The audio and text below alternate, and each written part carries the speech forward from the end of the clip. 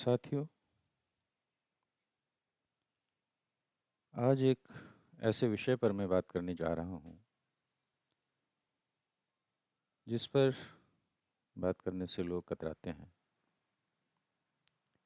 वो है रिश्तों का मनोविज्ञान। हमारी उन्नति के लिए, हमारी मन की शांति के लिए, मानव विकास के लिए रिश्ते हमारे लिए कितने ज़रूरी हैं और वो कौन कौन से रिश्ते हैं जो हमारे इनर सर्किल में आते हैं, कौन कौन से रिश्ते हैं जो मिडिल सर्किल में आते हैं और कौन से हैं जो एक्सटर्नल या बाह्य सर्किल में आते हैं, वृत्ताकार में आते हैं, वृत्त में आते हैं। ज़िंदगी में प्रायोरिटी को सेट करना बहुत ज़रूरी है। Stephen R Covey, the motivational father of the globe, कहते हैं कि कोई भी गोल सेट करने से पहले या ज़िंदगी में कुछ भी बड़ा करने से पहले या ज़िंदगी की शुरुआत करने से लेकर के अंत तक हमें अपनी प्रायोरिटीज़ सेट करनी चाहिए। उन्होंने प्रायोरिटी सेटिंग को 4 क्वाड्रेंट में, 4 भागों में बांटा। उन्होंने कहा कि अर्जेंट एंड इम्पॉर्टेंट को नंबर 1 सर्किल में रखो, नंबर 1 क्वाड्रेंट में फर्स्ट प्रायोरिटी आपकी होनी चाहिए। वैसे काम, वैसे रिश्ते जो आपके जीवन में बहुत महत्वपूर्ण हैं और बहुत अर्जेंट भी हैं, जिनको आप नकार नहीं सकते, ऐसे कामों को दूसरे में उनको रखें जो आपके लिए अर्जेंट तो नहीं है लेकिन इम्पॉर्टेंट ज़रूर है, और तीसरे में रखें जो इम्पॉर्टेंट नहीं है पर अर्जेंट है, और चौथे क्वाड्रेंट में आप रखें उन कामों को जो न तो इम्पॉर्टेंट हैं और न ही अर्जेंट है हमारे लिए। दुख की बात यह है कि ज़्यादातर लोग, अगर हम 10% को छोड़ दें जो प्रायोरिटी को सेट कर पाते हैं, उससे भी कम है, तो ज़्यादातर लोग not urgent and not important works को, इश्यूज़ को अपनी ज़िंदगी की प्रायोरिटी, नंबर 1 प्रायोरिटी में रखते हैं। अर्जेंट एंड इम्पॉर्टेंट क्या है हमारे लिए? जब एक बच्चा जन्म लेता है इस धरती पर, चाहे वह मनुष्य का बच्चा हो या फिर जानवर का या पेड़ पौधे ही क्यों ना हो, पहली प्राथमिकता क्या होती है? इसको समझने के लिए हम FDCS स्क्वायर की बात करेंगे। Food, drinking, clothing, shelter and security. हम जरा पीछे जाते हैं, हजारों लाखों साल पहले। आज भी जो जंगलों में रहते हैं, चाहे वो मनुष्य हो या जानवर, वो अपनी प्रायोरिटी कैसे सेट करता है? वो अपनी प्रायोरिटी सेट करने के लिए अपने पूर्वजों के द्वारा चलाई हुई नीतियों को, उनके ज्ञान को अपनाते हैं, उनको देखते हैं और उनसे सीखते हैं बचपन से। तो आज ग्लोबली सबसे बड़ी समस्या और प्रायोरिटी सेटिंग की ही है। अगर कोई युवा 25 साल, 30 साल, 35 साल, 40 साल का हो गया है और अब तक उसको अपनी प्रायोरिटीज़ के बारे में उसका कंसेप्ट क्लियर नहीं है, तो निश्चित रूप से जो भी संस्कार, जो भी ज्ञान उसे मिला है, वो सारा का सारा व्यर्थ है। हम करते क्या हैं? हम अपनी प्रायोरिटीज़ को पोस्टपोन करते जाते हैं। चाहे वो एजुकेशन सिस्टम हो, चाहे वो सोशल सिस्टम हो, चाहे वो फैमिली नॉर्म्स हों। हम बच्चे को बताते क्या हैं? एजुकेशन के समय हम ये कहते हैं उन्हें कि तुम पढ़ो लिखो, एक अच्छा इंसान बनो। बहुत अच्छी बात है। लेकिन अच्छा इंसान होने का पैमाना क्या है? क्या एक व्यक्ति अपनी इंसानियत को, अच्छाई को बचाए रख सकता है अगर उसके पेट में खाना ना हो? क्या वो आवश्यकताओं की पूर्ति नहीं कर पाता हो, तो क्या वो सारे एटिकेट्स, मैनर्स, नॉर्म्स, अच्छाई को बरकरार रख पाएगा? इसको समझने के लिए हमें डेवलप्ड कंट्रीज़ की तरफ जाने की ज़रूरत नहीं है। वो तो बहुत आगे हैं। हम अपने देश के ही कुछ राज्यों की बात करेंगे। एक राज्य जिसकी चर्चा में, बल्कि दो राज्य हैं जिसकी चर्चा मैं करता रहता हूँ। एक राज्य ऐसा है जो बिल्कुल भारत की सीमा पर है, डेजर्ट, पानी से घिरा हुआ, जहाँ न तो खेती की सुविधा, न कारखाने लगाने का कोई अवसर, क्योंकि बारिश बहुत कम होती है वहाँ। उसी तरह से एक दूसरा प्रदेश है जहाँ के लोगों को रोजी रोटी की तलाश में सैकड़ों हजारों मील की यात्रा करनी पड़ती थी, और यह परंपरा हजारों सालों से है। आवश्यकता आविष्कार की जननी है। मनुष्य खाने की जुगाड़ करने के लिए, फाइनेंशियल इंडिपेंडेंस के लिए, अपने बाल बच्चों को पालने के लिए एक जगह से दूसरी जगह जाता है, चाहे उसे घर पार अपने रिश्ते को त्यागना क्यों न पड़े। यह उसकी मजबूरी भी है और आवश्यकता भी है। तो उन दो प्रदेश के लोगों ने क्या किया? उनके पूर्वजों ने क्या किया? उन्होंने उन जगहों में जाना शुरू किया जहाँ पर वो व्यापार कर सकते थे, और धीरे धीरे इस तरह से वो व्यवस्था डेवलप हुई कि आज उन दो राज्यों के उन क्षेत्रों से जहाँ पर जमीन बहुत कुछ उपजा नहीं पाती है, वो नौकरियां कम करते हैं, व्यापार करते हैं, और आज देश की आर्थिक संपन्नता में उनकी बहुत बड़ी भागीदारी है। और टॉप मोस्ट 1% जो हमारे यहाँ सबसे बड़े, सबसे अमीर, धनी व्यक्ति हैं, वो इन्हीं दो राज्यों के, इन्हीं दो समाजों के हैं, दो समुदायों के, राज्य भी नहीं। एक राज्य में कुछ जिले हैं, 4-5 जिले मिला करके एक रीजन बनता है, क्षेत्र बनता है, स्पेसिफिक नाम है। और जो पहला राज्य है उसमें मुश्किल से 1 या 2 जिले हैं। भौगोलिक स्थिति ऐसी है कि वहाँ जीना लगभग असंभव है अगर वो वहाँ रहें तो, और अगर कोई इनकम का साधन न हो तो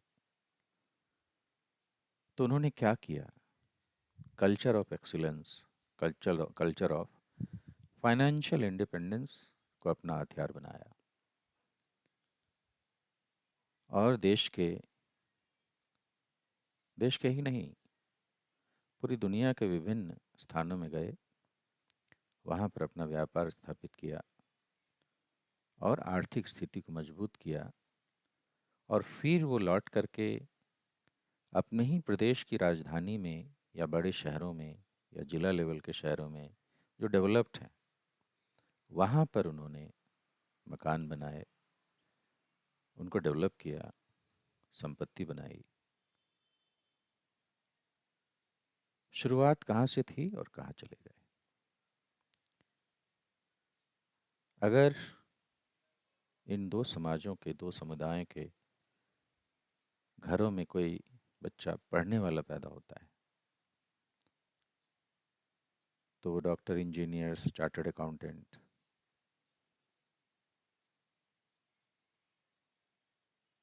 वकील, ऐसे प्रोफेशन में डालेंगे जिसमें कंपनियां खोली जा सकती हैं। वो जिंदगी भर नौकरी करना पड़े, ऐसी ऐसे प्रोफेशन में कभी नहीं जाते। वो मजबूरी में जाएंगे, अपनी पूंजी बढ़ाएंगे और फिर वो कंपनी या इंडस्ट्रीज खड़ी करते हैं। रोजगार उत्पन्न करने में इन दो समुदायों का बहुत बड़ा हाथ है। आज पूरे देश में अगर हम अपने देश को विकसित देशों की श्रेणी में लाना चाहते हैं, तो आज हमारे देश के अन्य राज्यों को भी इस फॉर्मूले को अपनाना होगा कि हम रोजगार उत्पन्न करें। रोजगार उत्पन्न करने के जो तरीके हैं वो है मैन्युफैक्चरिंग, ट्रेडिंग, बिजनेस, सर्विसेज और इस तरह से कई। कृषि इसमें बहुत बड़ी भूमिका निभा सकता है, लेकिन इसमें अभी तक पूरे देश के स्तर पर इंफ्रास्ट्रक्चर तैयार नहीं हुआ है।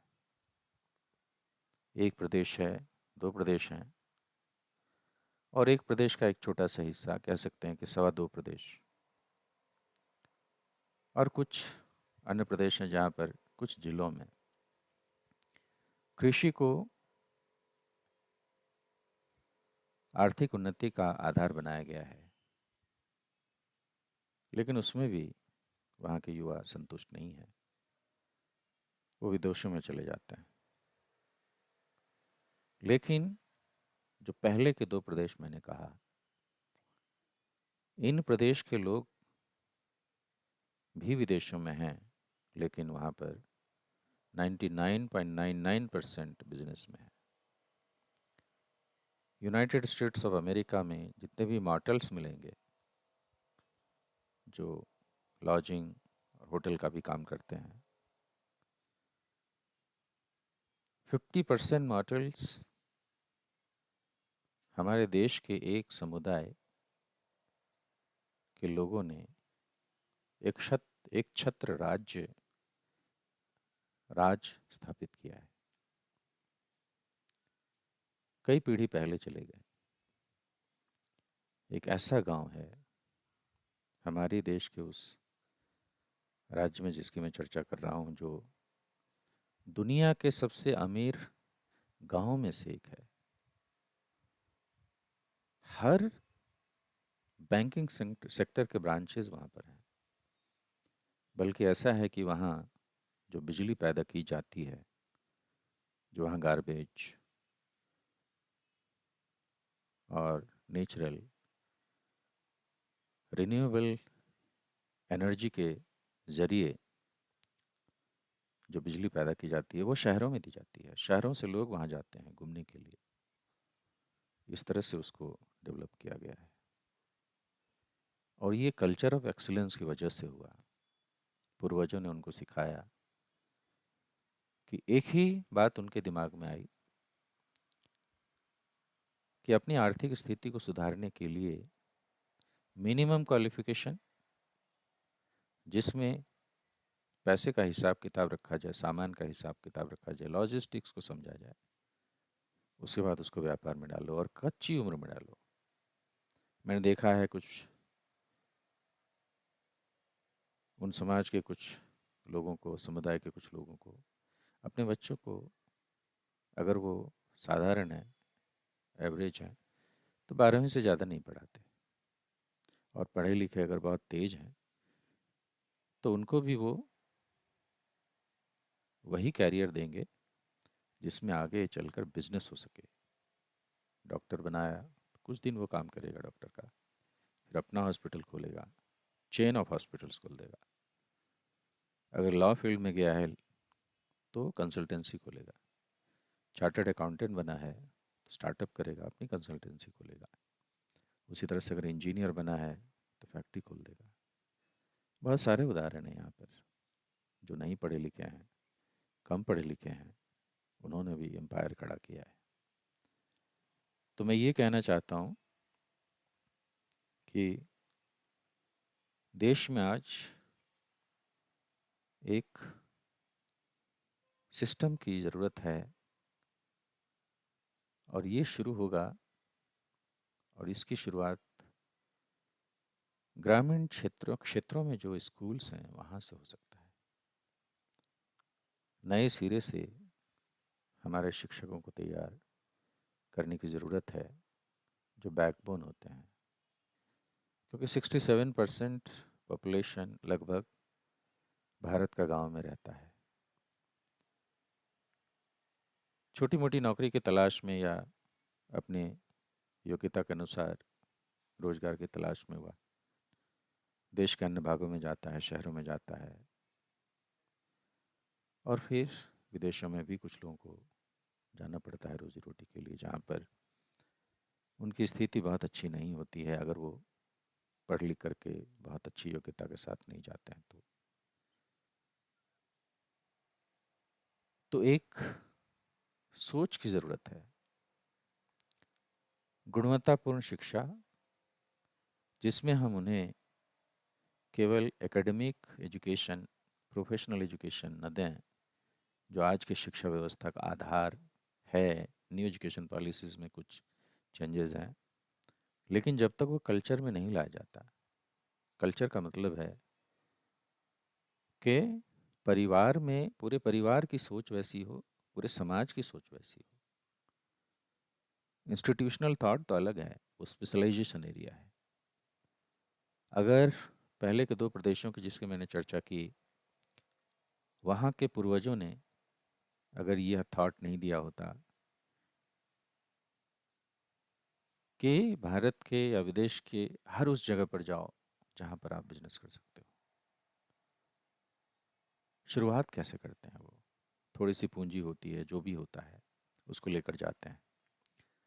सड़क के किनारे कहीं दूर, जहाँ आसपास में 2 4 10 गांव हों या थोड़ा सा पॉपुलेशन हो, वहाँ पर सड़क के किनारे मेन रोड होता है वो, जो शहर से, बड़े शहर से जुड़ता है। वहाँ पर पहले वो एक दुकान लेंगे, और दुकान के पीछे ही या उसके ऊपर वो अपना मकान लेंगे। पहले वो राशन की दुकान खोलते हैं, जिससे उनका घर का खर्च चल जाता है, जिसमें 20% की बचत उनकी अपनी हो जाती है, क्योंकि कहा यह जाता है कि हर राशन की दुकान में 20% का मार्जिन होता है। तो जो ख़रीदते हैं बाहर से, हम खरीदते हैं 20% देते हैं, वो उनका बच जाता है, उससे उनका किराया निकल जाता है। फिर जैसे ही राशन की दुकान अच्छी हो गई तो दूसरी दुकान वो खोलते थे, जो कई वर्षों पहले या कल्चर था, कपड़े की दुकान। उसकी ज़रूरत होती थी लोगों को। अब जब ये दो हो गए तो तीसरी ज़रूरत के लिए वो दवा की दुकान खोलते थे, फिर बर्तन की दुकान, और इस तरह से उनका ट्रेड बढ़ता था। धीरे धीरे धीरे धीरे इंडस्ट्रीज़ स्थापित करने लगे, कुटीर उद्योग स्थापित करने लगे, और इस तरह से उनका अनंत कहानियाँ हैं। उन्होंने अपना फाइनेंशियल इंडिपेंडेंस के स्टेटस को अपनाया, आर्थिक उन्नति की। और जब एक परिवार आर्थिक उन्नति कर लेता है तो उस परिवार में जो पढ़ने लिखने वाले बच्चे होते हैं, तेज होते हैं, उनको प्रोफेशनल बनाते हैं, और फिर वो अपने प्रोफेशन को बिजनेस में कन्वर्ट कर देते हैं। तो मेरे कहने का मतलब ये है कि एजुकेशन के साथ साथ हमें एक कल्चर ऑफ एक्सीलेंस में कल्चर ऑफ फाइनेंशियल इंडिपेंडेंस की सोच को डेवलप करना होगा। और स्टीम एजुकेशन में स्टीम सिस्टम को इम्प्लीमेंट ही नहीं, उसको कम्प्लीटली इंड्यूस करना होगा। स्टीम क्या है? Science, technology, English, engineering and mathematics. Stem है ये, लेकिन एक सेकेंड ही मैंने जोड़ा है इंग्लिश को, क्योंकि आज अगर हम देखें तो स्पेशली भारत की जो उन्नति उन्हीं परिवारों की हुई है जिनमें इंग्लिश का ज्ञान है, जो सर्विसेज में जाते हैं, अच्छी नौकरियों में जाते हैं, या फिर शुरू से जिसको बिजनेस का ज्ञान है। साथियों, आज की वीडियो में मैं इतना ही कहकर इसको समाप्त करता हूँ। अगली वीडियो में हम देखेंगे। मैं Lalmohan Rajak, motivational speaker and career coach. Thank you so much.